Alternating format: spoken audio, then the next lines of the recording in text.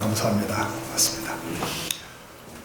지난 주 중에 한 일간지의 그 기사 가운데 이런 내용이 있었습니다. 제목이 예배당, 법당의 빈 자리가 그리고 종교 왜 매력을 잃어가나 그런 제목이에요. 그러면서 2016년도 말에 조사된 통계청 그 조사를 인용을 합니다. 그러면서 종교 없음이 56.1%로 인구의 절반을 넘어섰다.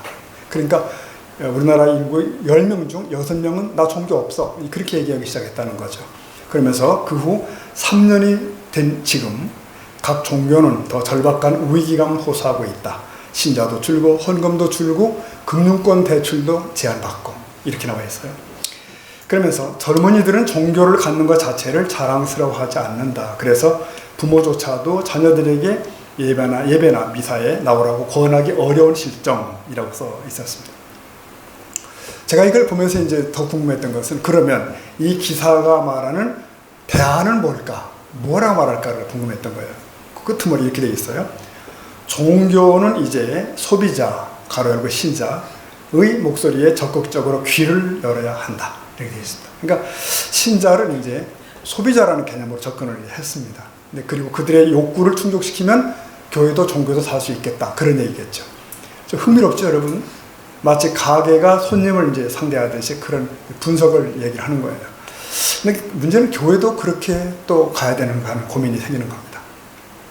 여러분, 신대방 삼거리역 근처에 그 추어탕 집이 새로 생겼는지 전에 못 봤었는데 있습니다. 근데 보통 우리가 추어탕집 하면 이렇게 이제 약간 시골틱한 분위기에다가 이렇게 퍼지고 앉아서 같이 맛있게 드시고 이런 푸짐한 분위기잖아요. 근데 그 집은 전혀 그렇지 않고 완전히 레스토랑 같은 세련된 분위기를 만들었어요. 그 바닥이 아닌 테이블과 의자로 세팅을 되어 있었습니다. 정말 아니나 다를까 관절이 안 좋을 듯 싶은 중장년층 노인분들이 점심 시간에 가득한 거예요. 그러니까 손님들의 욕구에 신속히 반응하면 가게도 살아남는다. 뭐 이런 이제 느낌을 주는 그런 대목입니다. 자, 그런데 그러면 그런 원리가 교회에도 그대로 적용되는 것이 맞는가 하는 거예요. 물론 그런 면도 배제할 수는 없다고 생각합니다. 그래서 교회가 내부가 세련된다든지 뭐 깨끗하든지 냉난방이 뭐 잘 된다든지 하여튼 이런 외적인 요소를 무시할 수는 없을 것 같습니다. 그런가 하면 설교자들도 찾아오는 고객들의 입맛에 맞추기에 굉장히 애를 많이 써요. 그래서 저들이 뭘 듣기 원할까 해서 위안이라든가 격려라든가 이렇게 좀 마음이 시원해지는 거, 카타르시스 뭐 이런 쪽으로 자꾸 설교가 가는 부분도 있는 게 사실입니다. 또 하나의 글을 보니까 이렇게 되어 있습니다. 우리 한국만큼 모든 게 빨리 일어나고 빨리 사그라드는 나라가 없다. 그러면서 국가의 경제도 그렇다 얘기했고 또 한국교회의 분위기도 그러하다 그 얘기가 되어 있었어요. 사실 우리가 부인할 수 없는 것 같습니다. 40, 50년 전만 해도 그렇게 열심히 하던 신자들이 지금은 많이 느슨해졌죠. 네. 교회도 그때쯤에는 정말 존경받고 그렇게 주목받고 이런 교회들이 제법 있었던 것 같은데 지금은 썩 그런 것 같지는 않습니다. 성직자들도 그때는 그렇게 특별한 분들이 좀 걸출한 어른들이 많이 있었다고 싶은데 지금은 그것도 아닌 것 같습니다. 분명히 사회 전체가 어떤 면에서 낮아지고 나태해지고 그렇게 하는 거죠. 그러니까 물질 문명이 풍족해지면서 점점 신을, 하나님을 배제하는 그런 현실에 와 있는 건 분명한 것 같습니다. 이런 전설이 있습니다. 그 교황이 성인 토마스 아퀴나스와 교황청의 발코니에 서서 이렇게 대화를 하고 있었다. 이 교황은 13세기에 교황권을 크게 흔들어 아주 유명한 힘 있는 분이에요. 근데 그때 마침 이 교황청에 있는 바티칸시로 문으로 돈꾀가 담겨 있는 이제 마차가 수송 들어오는 것이 보인 거죠. 그걸 본 교황이 말합니다. 저길 보시오. 이제는 금과 은은 내게 없노라고 교회가 말하던 시대는 그런 시대는 지나갔어. 이렇게 얘기합니다. 근데 그걸 받아서 성인 아퀴나스가 이렇게 얘기했답니다. 여러분 잘 들어보셔야 됩니다. 그렇습니다. 그러나 이제는 앉은 뱅이 들어 일어나 걸으라고 교회가 말할 수 있던 시대도 지나갔습니다. 네.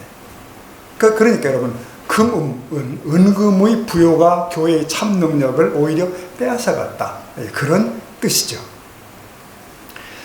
자, 모세는 신명기에서 그의 백성들이 가나안 땅에 장차 들어가서 뭘 조심해야 되는지 경고를 한 말씀이 있습니다. 6장 11절 말씀은 이렇게 되었어요. 내가 채우지 아니한 아름다운 물건이 가득한 집을 얻게 하시며 내가 파지 아니한 우물을 차지하게 하시며 내가 심지 아니한 포도원과 감람나무를 차지하게 하사 내게 배불리게 먹게 하실 때에, 자 12절 읽어보겠습니다. 너는 조심하여 집에서 민도에 계신 여호와를 잊지 말고. 네. 내용은 분명합니다. 내 백성들이요, 너희들이 풍족해지고 그 땅에 들어서 안정을 찾고 그렇게 될 그때에 뭐라고요? 조심하라. 문제는 그때입니다. 그때에 여호와를 잊지 말라. 그때, 여러분 현재 인류는 그때를 만나고 있습니다. 바로 그때. 그래서 스스로 만든 문명이라고 하는 가나안 땅에 우리가 들어가 있잖아요. 하나님을 외면하기 시작했습니다. 오늘 어떤 이들은 그렇게 질문해요. 이런 과학의 시대에, 이런 계명의 시대, 이런 이성의 시대에 아직도 종교가 필요한가? 이렇게 질문합니다. 근데 사실 이런 질문은 좀 바보스럽습니다. 왜냐하면 과학 시대에도 아직도 사랑이 필요한가? 이런 질문과 비슷한 것이거든요. 근데 알고 보면 사람이 말하고 있는 소위 과학이라는 거, 이 힘이라는 게 얼마나 제한되는지 알 수가 없습니다. 사람이 뭔가를 다 해낼 것 같지만 알고 보면 참 보잘것없는 것이 사람이고 그 과학인 게 아닌가 싶어집니다. 여러분 지금도 우리가 뭘 기다리죠? 태풍을 기다리고 있는 겁니다. 금년 여름에 두 번째 태풍인데 태풍이 올 때 사람이 할 수 있는 일이 뭐예요? 과학이 뭘 합니까? 태풍이 언제쯤 올지, 어느 방향으로 갈지 그 정도 측정하는 게 다입니다. 태풍을 중지시킨다든지 방향을 돌려버려요. 이렇게 돼야 되는 거 아닙니까? 근데 그저 가슴 조이며 그냥 잘 무사히 지나가기만 기다리고 있는 거예요, 지금도. 그러니까 얼마나 사람의 힘이라는 것이 제한되는 건지, 과학이 사실은 얼마나 작은 건지를 느끼게 되는 대목입니다. 그러면서도 사람들은 말합니다. 자기도체에 빠져가지고 신이 필요한가? 신을 봤어? 이렇게 자꾸 얘기하잖아요. 우리는 이미 우리 주위에 눈으로 볼 수 없는 것들이 얼마든지 존재한다는 사실을 이미 너무 많이 알고 있단 말이죠. 여러분 사람은 몸뚱이만이 존재가 아니지 않습니까? 정신을 지닌 특별한 존재이고 그 정신의 본질이 영혼 아닙니까? 그러니까 신앙이란 육신의 추구가 아니라 완전한 영적인 문제를 추구하는 거라고요. 처음부터. 이 번지수가 다른 겁니다. 분명한 것은 사람은 누구나 육체가 쇠하면 영적인 존재만 가치를 갖습니다. 남습니다. 우리 인간이 고작 100년 뭐 그렇잖아요, 여러분. 누구나 다 죽음을 맞이하는데 지금 우리가 함께 공존하지만 언젠가는 없습니다. 네. 그렇지 않습니까? 우리보다 앞서 왔던 이들 다 어디로 갔을까요? 죽으면 그대로 끝나는 것일까? 절대로 그렇지 않다는 걸 우리는 압니다. 성경은 인류 역사의 시작을 말하고 있고 또 끝을 말하고 있습니다. 그리고 그 이후까지 얘기를 하고 있습니다. 자, 지난주에 우리가 영상을 잠깐 봤잖아요. 5회. 제목이 성경은 역사다. 그거였습니다. 성경은 역사다. 그러니까 성경은 단지 좋은 교훈이나 철학을 얘기하는 게 아니라 중요 뼈대를 이루는 이야기는 역사 그 자체라고요. 역사 그 자체. 그걸 오늘날의 과학이, 고고학이, 유물들이 계속 증명해내잖아요, 지금. 예수님을 그토록 가로막으려 애썼던 그 악당, 네, 헤롯, 그의 유적들과 그의 무덤이 지금 나오고 있는 거 아니에요. 결론은 이겁니다. 아, 성경에 기록된 과거 이야기들은 그대로 역사구나, 팩트구나. 그렇다면 성경 기록된 미래는 뭐죠? 역시 팩트입니다. 단지 아직 오지 않았다는 사실이에요. 장차 온다는 거예요. 우리는 이 사실이 분명히 다가올 미래인 걸 우리 믿는 것입니다. 그러니까 여러분 하나의 책이 기록되어 있는데 여기까지 진짜일 거야, 여기는 아닐 거야. 그런 건 없는 거죠. 성경은 사실인 줄 믿습니다. 여러분 성경은 역사의 끝을 지목하잖아요. 그러니까 예수님이 재림하심과 하나님 나라의 도래, 올 것을 그대로 상세히 기록하고 있습니다. 여러분 그 사실 믿으시죠? 즉 새하늘과 새 땅의 시작을 성경은 정확하게 얘기해요. 영혼의 문제입니다. 일단 이제 우리에게 중요한 건 뭐죠? 과거와 미래 사이에 살고 있는 우리가 현재에 살고 있는데 그러면 지금 우리는 어떻게 할 것인가? 지금 이 문제예요. 지금 우리는 하나님은 그의 자녀들에게 관심이 깊습니다. 아주 깊습니다. 천하보다 귀하대요. 그래서 그들을 절대로 방치하지 않으십니다. 그들의 현재는 현실의 교회와 연결되어 있습니다. 연결되어 있습니다. 하나님은 그의 자녀들을 세상으로부터 불러내어서 놔둔 것이 아니라 하나로 묶어주신 거예요. 그게 에클레시아, 교회입니다. 불러내임 받아서 함께 있는 것. 왜 그렇게 하시나? 깊은 뜻이 있는 겁니다. 그러니 교회가 우리의 일생과 얼마나 긴밀하겠어요? 얼마나 관계가 깊겠습니까? 오늘 그 얘기를 좀 하려고 합니다. 오늘날 기독교를 논할 때 종종 들리는 단어가 있잖아요. 가나안 성도. 많이 들어보시죠? 가나안 성도. 성도는 성도인데 안 나가. 그래서 가나안. 거꾸로 이렇게 했다는 건데. 가나안. 근데 여러분, 가나안 제과는 우리가 보았고, 맞습니다. 가나안 제과 있어요. 그러나 가나안 성도가 정말 맞는 말인지 잘 모르겠습니다. 이게 과연 가능한 얘기인지. 성경의 요구를 외면하고 교회를 위한 최소한의 희생도 책임도 기피하는 그들을 과연 성도라 볼 수 있나? 그게 성도일까 과연? 근데 어떤 이들은 주장을 그렇게 합니다. 나는 말썽 많은 교회는 싫어. 그래서 그런 교인들 틈에서 시간 낭비하고 그럴 필요가 없어. 나 홀로 진지한 신앙생활을 할 거야. 이렇게 말하는 분들이 있어요. 그래서 무교회주의자들이 있는 거예요. 무교회주의자도 있습니다. 여러분 추측할 수 있죠, 여러분? 그날 이후로 그는 점점 더 진지한 신앙의 길을 갈까요? 그런 사람은 더 치열한 예배자가 될 수 있을까요? 그 반대입니다. 100% 반대입니다. 말씀도 사라지고 기도도 없고 찬양도 봉사도 그게 다 사라져가는 거죠. 없는 겁니다. 마치 이제 예를 들면 이런 경우가 같습니다. 11조를 그렇게 반대하는 이들이 있어요. 이유는 그겁니다. 지금이 구약시대냐 이거예요. 무슨 11조냐. 난 율법주의자가 싫다. 이렇게 얘기해요. 난 진실로 하나님 성경을 살겠다는 거야. 그러면 그 후 그가 어떻게 살까요? 그는 자의로 예를 들면 그 돈을 가지고 선한 일을 할까요? 하나님이 기뻐하시는 것에 사용하며 살까요? 아닙니다. 단지 무책임과 자기 욕심에 따라 그냥 사용하고 사는 거예요. 사람은 자유를 종종 방종의 기회로 삼는 도사입니다. 자유를 방종의 기회로 삼는 자들이에요. 사랑하는 성도 여러분, 그래요. 때로는 교회가 거추장스러울 수 있습니다. 거추장스러워요. 그러나 이 땅에 사는 동안에 제도권의 교회가 반드시 필요한 줄로 믿습니다. 교회의 규례들과 전통들과 거추장스러운 절차들이 다 필요하다는 거예요. 다. 왜? 인간의 연약함 때문에. 여러분 새신자가 오면 6개월 후에나 학습받을 수 있고 또 6개월 후에나 세례받을 수 있고 이제 그게 교회 규례잖아요. 지금 규칙이잖아요. 근데 그게 성경의 불멸의 법칙은 아닙니다. 법칙은 아니에요. 그러나 하나님의 말씀 혹은 교회의 전통 이런 절차와 교회의 틀들이 우리를 지켜내는 겁니다. 붙들어 주시는 계속하는. 그러므로 우리는 먼저 순종을 배울 필요가 있습니다. 자기 주장을 내려놓을 필요가 있어요. 겸손을 익혀가야 됩니다. 때때로 교회 생활을 하다가 지쳐버렸다 하는 분들을 볼 때가 있어요. 근데 그들과 대화를 나눠보면 공통점이 있습니다. 무슨 문제가 있냐면 그들은 교회를 일하러 다녔거나 사람 만나러 오셨거나 다른 목적이 뭐가 있었더라고요. 뭔가 목적이 있었어요. 근데 교회를 신앙을 찾기 위해 신앙생활을 다녀야 되지 다른 목적을 갖게 되면 반드시 엇나갑니다. 반드시 지쳐버립니다. 반드시 실족합니다. 그런 뒤에 하는 말은 나도 교회 다녀봤어. 이렇게 얘기해요. 나도 다녀봤어.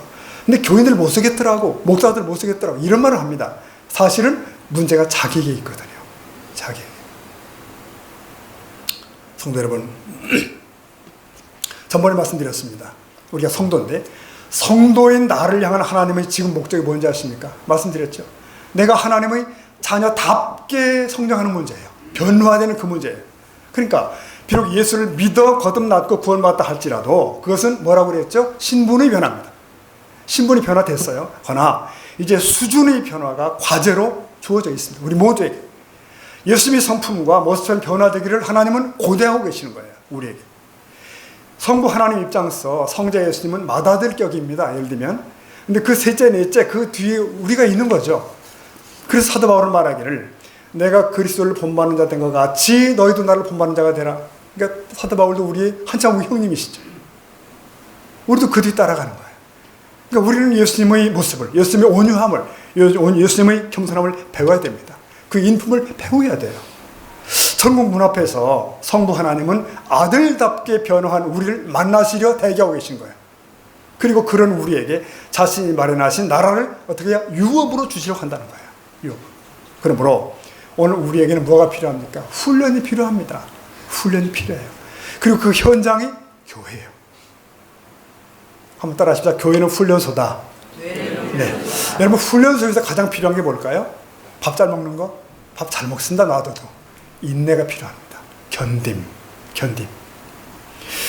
근자의 한 보도를 보니까 그게 나왔더군요. 우리나라의 육군의 신병 훈련 기간을 5주로 한다. 그러니까 4주로 아마 줄여보려고 막 하다 끝내 이제 안 됐던가 봐요. 그래서 이제 5주. 그건 잘못이죠. 네, 줄이는 건. 왜? 훈련 때 땀 한 방울을 전투 시엔 피와 바꾸는 거거든요. 그런 표가 있어요. 그러나 훈련병들은 훈련소 단박을 그리워합니다. 나갈 수만 있으면 나가고 싶고 늘 밖을 꿈꿔요. 늘. 저도 6개월간 훈련을 받았잖아요. 6개월. 근데 도중에 못 견디고 탈영했다가 붙들려 오는 놈도 봤습니다. 그때. 성도의 훈련소는 교회입니다. 교회는 내가 버텨내야 하는 곳입니다.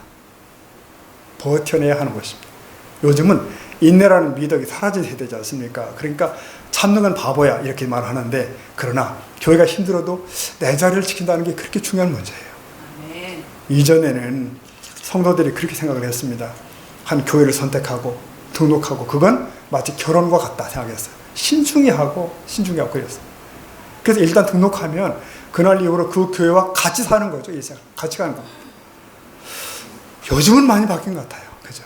조금만 거시기 하면 아니 교회가 여기밖에 없나? 이렇게 일반적인 얘기가 돼버리는 거예요. 결혼도 그랬죠. 결혼 생활도. 아니 이 사람밖에 없나? 걸핏하면 이렇게 말해버리는 거예요. 많아졌어요. 그러니까 전문가가 그럽니다. 전문가가 살다 보면 독한 자는 2년은 마음이 설레고 보통 6개월도 못 가서 3개월 못 가서 가슴이 식는다. 이렇게 되는데, 그런데도 결혼 30년 되는데 아직도 가슴이 뛰는 사람이 있대요. 그건 심장에 문제가 있는 사람이다.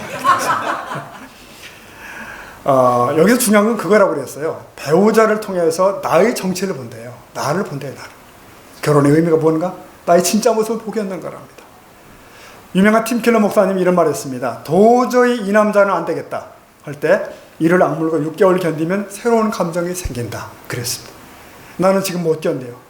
그러나 묵묵히 지키다 보면 그 마음도 하나님이 주시더라는 그런 얘기를 한 거예요. 여러분, 우리가 오랫동안 한 교회에 나올 때 곁의 교우들과 얽혀서 이렇게 살아갑니다. 네.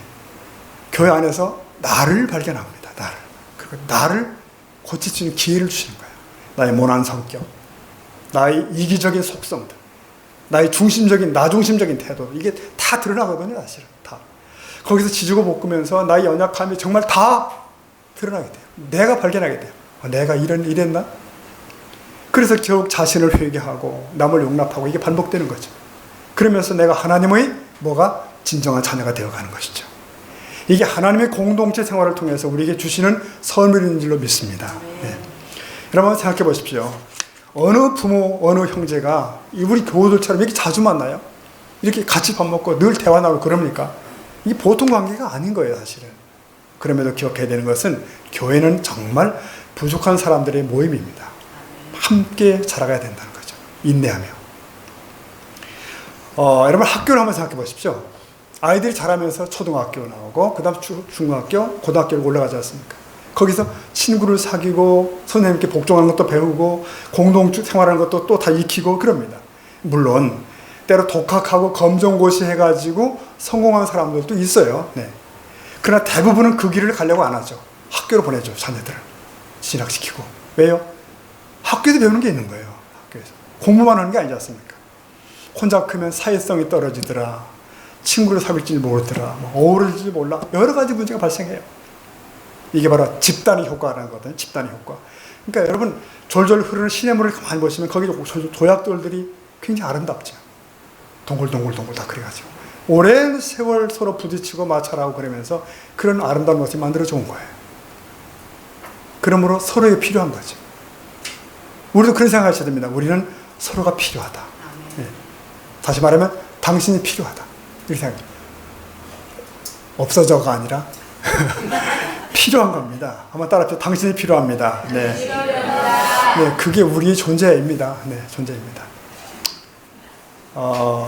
미국의 애리조나주에 이제 억만장자들이 은퇴 후에 모여 사는 동네가 있다고 그래요. 선밸리라고. 근데 그곳은 뭐 예측이 되죠. 모든 것이 초현대화되어 있는, 화롭고 55세 이하는 입주 금지고, 그냥 평범한 동네에서 들리는 뭐 애들이 떠드는 소리도 안 들리고, 갖가지 음식 냄새 풍기는 노점상 그런 거 없고, 길거리 누워 자는 노숙자 그런 거 없는 거죠. 그곳에서는 자동차도 노인들 놀라지 않게 15km, 25km 이하로 서행을 해야 돼요. 청정지역입니다. 청정지역. 자, 그러면 그곳에 사는 사람들이 더 건강하고 행복할까요? 결과는 놀랍게도 이 치매 발병률이 다른 지역보다 훨씬 높다는 연구 결과가 나온 거예요. 그 동네가. 그래서 그 이유를 조사하려고 전문가 가보니까 정말 가보니까 그 지상낙원이 따로 없는 거죠.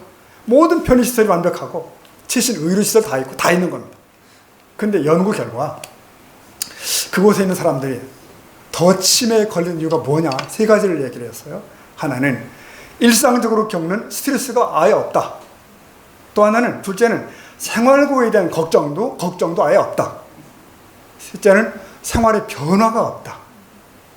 그래서 그 고요함이 오히려 그들에게 병을 유발시켜버린 거예요. 이 치매를 다. 결국 어떻게 됐겠어요? 그거 듣던 많은 사람들은 다시 원래 자기가 살던 변두리나 시끄러운 마을로 다 돌아갔다는 거 아닙니까? 그러니까 있을 것은 있어야 된다는 얘기예요. 있을 것은 있어야 된다. 여러분, 진정 행복한 삶이라고 하는 것은 갈등 없이 편안한 데 있는 것이 아닌 것입니다. 오히려 서로 부대끼며 어려움을 겪으며 그것도 해결해가며 그런 과정 속에 있다는 거예요. 그런 과정 속에 건강이 있다는 것입니다. 여러분, 영적인 건강도 마찬가지라고 생각해요. 나홀로 성경 읽고 나홀로 예배하고 나홀로 골방에 홀짝 기도하고 이런 무교회주의 말 이런 거 이건 아닌 겁니다. 바로 내가 가장 힘들고 나를 또 힘들게 하고 따로 갈등하며 이렇게 어우러져 살고 있는 이곳이 혹은 이 교회가 나를 건강케 하는 줄로 믿습니다. 네. 우리가 꼭 기억하셔야 됩니다. 사람은 누구도 자기 자신을 정면으로 보지 못합니다. 누구도. 그러니까 자기를 모른 채 살다가 그렇게 세상을 떠나는 사람이 대부분이에요. 그런데 우리가 하나의 교회를 쭉 사수하다 보면 자신이 누구인지를 다 보게 됩니다. 그 작업을 하나님이 그 교회를 통해서 만들어 가십니다. 그러므로 주님은 우리에게 계속 말씀하시는 거예요. 야, 얘야, 조금 더 참아봐라. 한번 더 견뎌봐라. 계속 그러십니다. 그리고 우리가 그 자리를 지키며 인내하며 또 눈물을 흘리며 그걸 보신다는 거죠. 자, 그러면 이제 우리들의 교회는 무엇을 지향해야 되나? 그 문제 좀 생각합시다. 쉽게 말하면 뭐죠? 약자를 세우는 교회를 지향해야 되는 얘기를 하는 겁니다. 지금 마태복음 20장을 우리가 봤죠. 예수님의 이제 비유 가운데 포도원 품꾼의 비유를 우리가 다 들어왔습니다. 그렇죠? 근데 거기 보면 각자를 부르시는 다양한 시간들이 나와요. 그건 우리들을 부르시는 하나님의 다양한 섭리를 얘기하는 것인데, 그리고 거기서 또 공동체의 본질을 얘기해요. 여러분, 근데 예수님이 이 비유를 주신 그 시대적 배경을 생각해 보십시다. 보면 포도 수확철이 다가와도 기쁨이 없다는 거예요. 다 힘든다. 왜냐하면 그 1세기 현실이 너무나 가난하고 대부분 가난한 소작농들이 많고 특히 수확철이 다가오면 로마 당국에 공출을 많이 해야 돼. 다 세금을 뺏기는 겁니다. 너무 고달픈 거예요, 삶이. 이 품꾼들은 더 고달파. 행운이라고 하면 아침 일찍 인력시장에 나갔을 때 일찍 부름받는 거, 그게 행운이라는 겁니다. 그걸 기다렸다는 거예요. 그래서 온전한 일당을 받아야 되겠다. 그들의 삶이에요. 또 죽으라고 일을 해야 다음날 또 부름 받는 거니까 또 그렇게 일해야 되고. 자, 이 비유는 이 품꾼들이 각기 다른 시차로 부름을 받습니다. 9시에 부름 받고 12시, 정오, 오후 3시, 심지어 오후 5시 부름 받는 사람이 있어요. 그럼 당연히 일찍 들어온 이는 더 많이 받아야 된다고 생각하지 않습니까, 여러분? 품삯을. 근데 그렇지 않은 거죠. 일찍 와서 노동한 이들이 항변을 한 거예요, 주인에게. 왜 늦게 온 이들도 하루치를 다 주냐는 거예요. 주인이 뭐라고 말하죠? 내가 선함을 네가 왜 이 일을 제기하냐? 그렇게 물으시는 거예요. 여기서 내가 선함을, 거기가 아가토스 그 말이 정확하다는 뜻이에요. 내가 정확하게 주는데 왜 그러냐는 거예요. 진짜. 집으로 돌아가는 품꾼들, 그들은 다 각자가 웃으며 가야 되는 거예요. 가정으로. 가난한 기다리는 아이들에게. 세상 기준은 더 많이 한 사람 더 주기라고 되어 있지만, 그러나 주님의 공동체 그 나라는 먼저 왔다고 더 주는 것이 아니라는 거예요. 더 대우하는 거, 그거 아니라는 말씀하는 겁니다. 그래서 이 비유 끝에 무슨 말이 붙죠? 꼴찌가 1등 되는 일이 있고 1등이 꼴찌 되는 일이 있느니라. 그러시는 거예요. 그러니까 세상의 기준을, 가치를 뒤엎어버리는 거죠. 그게 하나님의 나라인 줄 믿습니다. 그렇다면 지상의 교회도 그 원리가 있는 거죠. 똑같이. 교회는 하나님 나라의 어떤 모형이거든요. 그림자. 그러니까 예컨대 먼저 나온 자가 더다대 빠져야 돼? 그건 아니라는 거예요. 그러니까 언제나 텃세는 중요한 거야? 그렇지 않다는 것입니다. 그게 아픈 자, 약자가 우선시 될 수 있고 더 배려되는 것이 교회라는 것입니다. 예. 이 비유의 핵심이 그거 같아요. 그래서 사도 바울은 이 교회를 그리스도의 몸이라고 얘기하는데 가장 강력한 정의죠. 몸이랍니다. 몸. 그게 오늘 본문의 말씀에 고전 12장에 바로 그 말씀이었는데, 만일 보세요. 한 지체가 고통받으면 모든 지체가 어때요? 함께 고통을 받는다는 거죠. 한 지체가 영광을 받으면 모든 지체가 함께 영광을 받는 거예요. 27절 다 같이 봅시다. 시작. 너희는 그리스도의 몸이요 지체의 각 부분이라. 네. 이거보다 강력하게 교회를 설명하는 용어가 없습니다. 몸이라는, 머리는 그리스도이시고 우리들은 다 각기 손가락 발가락 그런 게라는 거예요. 지체. 그럼 당연하죠. 그렇다면 이 중에 한 지체가 가시 박히고 열이 나면 온 몸이 열이 나는 겁니다. 고통을 받는 거죠. 근데 한 몸이, 한 지체가 영광을 받아 금가락질 꼈어요. 온 몸이 다 영광 받는 거라는 거죠. 그런 뜻입니다. 그런데 그 몸에서 가장 중요한 부분이 뭐냐는 겁니다. 가장 관심 가져야 할 부분이 어디에 있어요? 아픈 곳입니다. 약한 곳. 가정도 마찬가지예요. 그 가정 안에서 가장 관심 받아야 할 자는 아픈 자입니다. 우리 사회 속에서도 제일 배려받을 자들은 약한 자입니다. 아픈 자. 지금 눈물 흘리고 있는 자라는 뜻이죠. 그렇다면 교회는 어떻습니까? 당연하죠. 지금 아픈 자입니다. 몸이 아픈 자. 마음이 아픈 자, 남모르게 경제적인 어려움을 겪고 있는 자, 영적으로 권고한 자. 근데 그런 자들이 사실은 그 순간 그 교회의 가장 중요한 자들이라는 뜻이죠. 그래요. 공동체인 교회는 그래서 약자의 관심을 가져야 되겠다 싶습니다. 네. 마태복음 25장에 나오는 그 심판의 장면을 기억해 보세요, 여러분. 심판. 근데 여러 가지 얘기하지만 결국은 기준이 너는 이 땅에 있을 때 소자에게, 약자에게 어떻게 했어? 그게 기준인 것 같아요. 25장 보면. 그게 소자에게. 그게 기준입니다. 그렇다면 한 교회의 건강도도 그렇게 체크해 볼 수 있다고 싶어집니다. 너희는 너희 안에 있는 약자를 어떻게 했는가? 작은 자를 어떻게 했느냐? 이런 부분들. 우리가 맑은 눈으로 돌아보면 보이기 시작합니다. 조금씩. 나의 위로가 필요한 이가 눈에 띄게 되어 있고요. 나의 관심이 더 필요한 이가 보입니다. 내가 기도해야 될 사람이 느껴집니다, 여러분. 이렇게 하는 거예요. 내가 남의 아픔에 아무 관심이 없다면 나의 아픔에 누가 관심 갖기를 기대하면 안 되는 것이죠. 그건 모순이죠. 그건 공동체가 아닌 겁니다. 내가 약자를 품을 수 있을 때, 어느 날 내가 약자일 수 있을 때 서로에게 이 하나됨이, 위로함이, 배려함이 넘치는 것이 건강한 교회인 줄 믿습니다. 네. 여러분 찬송가 있지 않습니까? 아무나 오게 아무나 오기를 찬송가도 하는데, 그래요. 진실로 우리의 교회가 아무도 올 수 있는 교회가 되게 하는 것 참 중요합니다. 서럽고 가난한 이들에게도 열려있는 교회가 되어야 한다는 것입니다. 여러분, 교회 그러면 우리는 그냥 대뜸 건물을 연상하잖아요. 교회. 세수만 교회. 신대방동 보라매 76에는 2층에 있는 거야. 이렇게 생각하시지만, 그러나 사실은 하나님은 그렇게 보시지 않아요. 그 안에 있는 우리들 하나하나를 보십니다. 그러니까 내 자신이 교회란 뜻이에요. 그러니까 우리 각 사람이 교회이고 함께가 교회인 줄로 믿습니다. 그러므로 우리 교회는 어떤 교회인가? 라고 물을 때 나를 빨리 보셔야 돼요. 나. 우리 교회 현실은 어떤가? 내가 어떤 상태인가를 보면 된다는 거죠. 그래서 크든 작든 어떤 문제는 떠넘길 문제가 아니라 일단 내가 봐야 되는 거예요. 나를. 왜 사랑이 없지가 아니라 내가 왜 사랑을 안 하고 있지? 이렇게 물으시는 게 맞다는 거죠.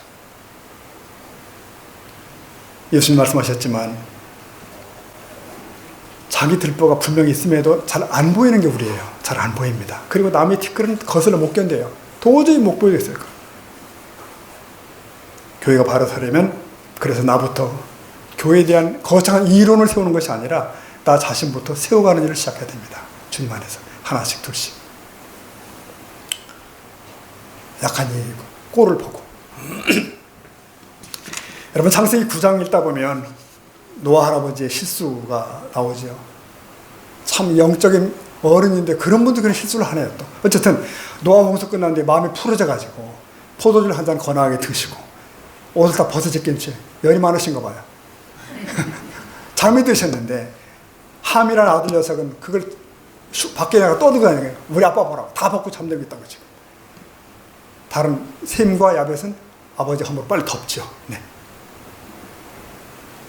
함이라는 녀석은 누가 자기 보고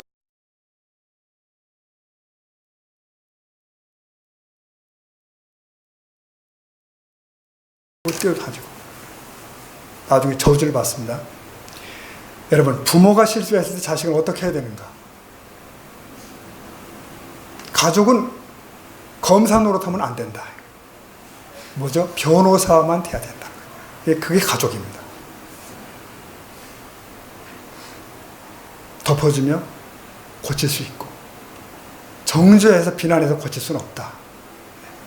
그런 원리가 있는 거죠. 교회도 똑같이 이런 가정이라고 본다면 교회에는 너무 검사들이 많으면 안 된다. 어떤 교회는 검사가 너무 많대요. 변호사가 많은 교회가 정말 아름다운 교회인 줄 믿습니다. 특히 우리들의 교회가 그럴 수 있기를 축복합니다. 오늘 말씀을 정리해 보겠습니다. 거듭 말씀드렸거니와 교회는 완성된 몸이 아닙니다. 완성을 향해 지금 가고 있습니다. 하나님 사랑, 이웃 사랑이란 두 가치관을 놓고 갑니다. 어깨동무하며 가는 도중이에요. 근데 우리가 가다가 때로는 정말 완성된 하나님 나라 같은 느낌을 맛볼 수도 있어요. 교회가 이런 곳이구나. 좋을 때도 있어요. 하나 그 반대도 있습니다. 어쨌든 우리는 피차를 격려하며 갑니다. 꼴을 못 본다는 말이 있는데요. 그것은 상대방을 용납지 않을 때 하는 얘기죠. 비난이나 멸시 대상으로 삼는 겁니다. 서로의 꼴, 허물을 볼 수 있는 교회가 된다는 거죠. 제가 근자에 들은 얘기입니다. 캐나다에 있는 한 한인교회 얘기예요. 그러니까 외지가 있으니까 한인들끼리 얼마나 똘똘 뭉쳐 사랑스럽겠어요. 정말 보통 관계가 아니죠. 더더욱. 근데 이제 그 교회가 이제 그 성도들을 위해서 묘지를 마련했답니다. 공원 한쪽 사가지고 묘지를 조성했어요. 근데 그리고는 이제 땅을 고르게 나눠 미리 분양을 했답니다. 이렇게 딱 제의 뽑았는지 뭐 분양을 했어요. 다. 처음에는 이제 누가 어느 어디 봐도 그저 비밀이기 때문에 모르지 않습니까? 근데 어떻게 하다가 그게 조금씩 흘러나오기 시작해가지고요. 다 알게 된 거예요. 누구는 어느 자리, 누구는 어느 자리 된 거예요. 그런데 문제는 교회 안에 소란이 일어나기 시작한 겁니다. 큰 소란이. 뭐냐면 내 자리를 옮겨라는 거예요. 난 옮기겠다. 왜냐하면 내가 몰랐는데 알고 보니까 이 집사가 다 왼쪽에 있다는 거예요. 또 김권사가 내 오른쪽에 있다는 거예요. 또 그래서 살아서 미워 죽겠는데 죽어서까지 같이 있겠냐는 거예요. 정말 그래가지고 막 온갖 말들이 많아가지고 보통 복잡해진 게 아니에요. 교회가. 여러분 생각해 보십시오. 이게 어이가 없잖아요. 지금. 아니 그럼 그런 마음으로 누워있는 이가 주님 재림하실 때 주님을 영접할 수 있을지 잘 모르겠습니다. 그게 꿈인 얘기가 아니라 사실인 것 같은 얘기는 사실입니다. 우리는 지금부터 우리가 한 몸이라는 사실을 연습해야 될 줄로 믿습니다. 아멘. 저는 원래 모태신앙이기 때문에 하나님 없는 삶이나 교회 없는 삶을 상상해 본 적이 없어요. 하나님은 마치 공기처럼 있어야 됐고 교회는 마치 물처럼 있는 걸 알았어요. 그러나 여러분 중에 어떤 분들은 정말 공기 없는 삶을 경험한 분들이 계십니다. 도중에 예수 믿게 된 거죠. 물 없는 삶을 경험해 본 적이 있어요. 그러다 여기로 오신 거죠. 교회 없는 삶을 아시는 거예요. 그러니까 그런 분 중에 어떤 분이 제게 그런 얘기를 하더군요. 각박한 세상에 살다 보니까 그래도 교회 많은 곳은 없디다. 그래요. 그래도 교회 많은 곳은 없대요. 여러분 맞습니다. 불완전하지만 교회에는 그래도 위로가 있고 용서가 있고 피차 충분하며 기도하는 것이 있습니다. 우리들의 교회가 그런 줄로 믿습니다. 아멘. 교회는 이제는 다른 삶을 살겠다고 결심한 이들이 모임이에요. 어쨌든 간에. 그래서 이제는 내가 산 것이 아니라 내 안에 그리스도가 사신 것이라 라고 고백하는 이들이 우리 안에 있다고 해요. 그리고 이전 것은 지나갔으니 보라 새 것이 되었도다라고 말하는 분들이 이 안에 또 있어요. 그러니 분명히 이전과 다른 삶을 결단한 자들이 모임이 교회라는 얘기입니다. 그러면서 교회 안에서 만나는 이들은 완전한 의인은 아니라고 말씀드렸습니다. 의인이지만 죄인이에요. 지금은 모두가 부족하다고. 그러므로 서로 모두 인내하는 법을 배워야 될 줄로 믿습니다. 참고 생각도 다르고 습관도 다르고 형편도 다르지만 그럼에도 하나의 교회라고 주님이 말씀하십니다. 그래서 머리이신 주님을 모시고 지체된 우리가 함께 여기 있습니다. 그래서 다른 지체의 영광이 내 영광이 되고, 다른 지체의 기쁨이 또 내 기쁨이 되고, 반대로 다른 지체의 슬픔이나 고통이 나의 것이 될 수 있는 지체된 공동체의 확인, 이것이 우리의 교회 생활 속에 있기를 축복합니다. 모쪼록 저와 여러분이 함께 예수님의 모습에까지 그렇게 자라갈 수 있는 그런 복된 교회가 되기를 축복합니다. 아멘. 같이 기도하시겠습니다.